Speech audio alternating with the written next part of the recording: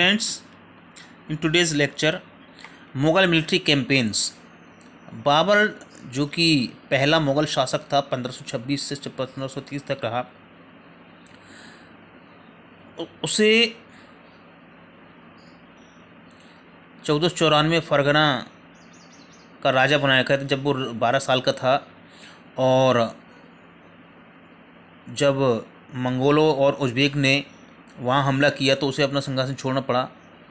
और कई साल इधर उधर भटकने के बाद काबुल पर उसने 1504 में कब्जा किया।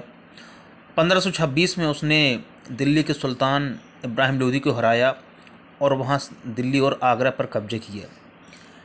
टेबल 1 के चार्ट में दिखाया गया है कि कैसे कौन कौन से मुग़ल शासकों ने क्या क्या अपने दुश्मनों के खिलाफ लड़ाइयाँ लड़ी।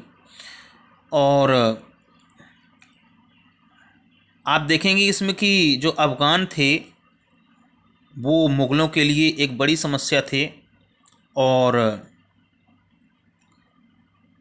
मुग़लों और आहोम्स के बीच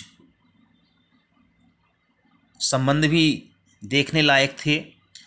सिख, मेवाड़ और मारवाड़ के राजा और हुमायूं के साथ सफ़ाविद ईरान जो लोग थे, और उनके संबंध हुमायूं से अकबर की अपेक्षा कैसे अलग थे।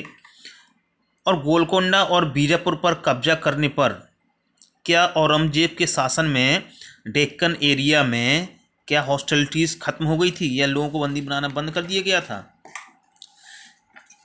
इसमें सभी मुग़ल कैंपेन के बारे में दिया गया है।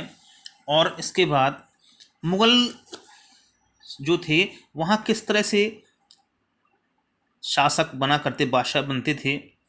मुग़ल्स प्राइमोजेनिचर में विश्वास नहीं रखते। प्राइमोजेनिचर यानी कि जो बड़ा पुत्र होगा वही शासक बनेगा, ठीक है। और वो क्या करते, वो तिमुरिद कस्टम को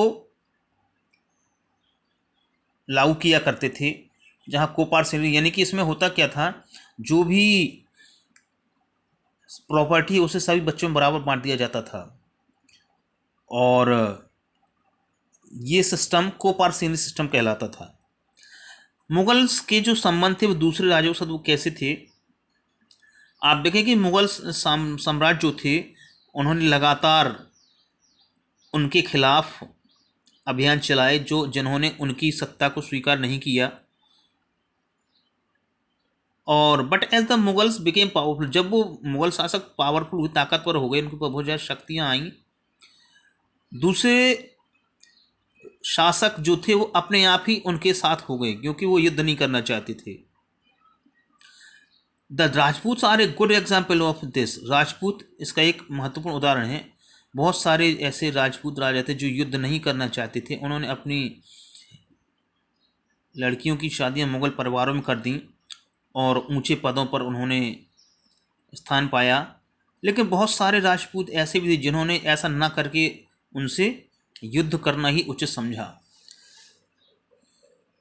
सिसोदिया राजपूत जो मेवाड़ के थे, उन्होंने उनकी मुग़लों की अथॉरिटी को स्वीकार करने से बहुत समय तक मना करते रहे। और लेकिन जब वो हार गए तो उन्हें मुग़लों ने उनका भी सम्मान किया और उन्हें बहुत सारी ज़मीन दे दी और जागीर दी वहाँ रहने के लिए, उनके खर्चे के लिए। The careful balance between defeating but not humiliating their opponents enabled to the Mughals to extend their influence for many kings and chieftains। लेकिन फिर भी बहुत सारे राज्य ऐसे थे जिन्होंने उनकी बादशाहत इतनी आसानी स्वीकार नहीं की। लेकिन उस समय तक बैलेंस रखना काफ़ी कठिन था। The Aurangzeb insulted Shivaji. औरंगजेब ने शिवाजी का अपमान किया और जब वो मुग़ल अथॉरिटी को स्वीकार करने आए थे तो औरंगजेब ने उनका अपमान किया था। What was the consequence of this insult. लेकिन उसके बाद उसके परिणाम क्या हुए, उसके बहुत गंभीर परिणाम उन्हें भुगतने